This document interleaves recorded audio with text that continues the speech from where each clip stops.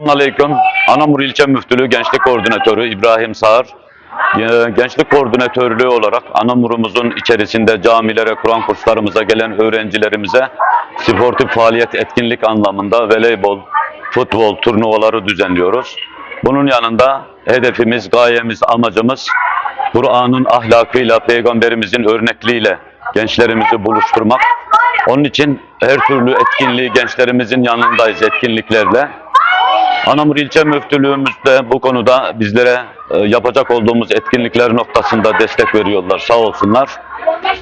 Biz gençlik olarak hep şunu söylüyoruz, bizim ülkemizin en büyük zenginliği yeraltı kaynakları değil, yer üstündeki gençlerimizdir.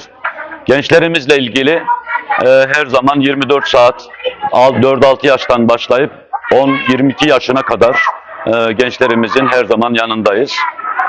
Bugün burada hatta turnuvalar düzenliyoruz.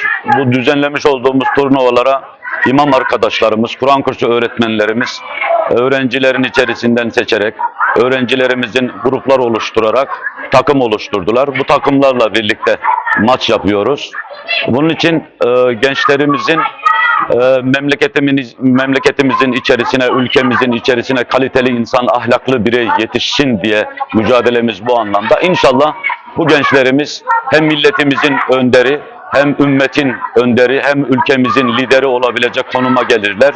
Ben gençlerimize başarılar, hocalarımıza kolaylıklar diliyorum. Sağ olun. Koordinatörlüğü olarak ekip arkadaşlarımızla birlikte yaz Kur'an kursu öğrencilerimizle ilgili sportif faaliyet anlamında futbol, voleybol turnuvaları düzenliyoruz.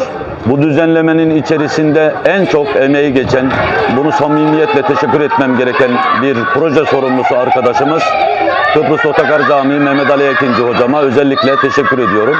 Bu arada yine diğer arkadaşlarımız bu gruba katılan, hatta katılmak isteyen, Anamur'daki çalışan meslektaşlarımıza, imam arkadaşlarımıza, müezzinlerimize, Kur'an kursu öğretmenlerimize bu faaliyetlerle birlikte hareket ettikleri için her birisine ayrı ayrı teşekkür ediyorum. Sağ olsunlar.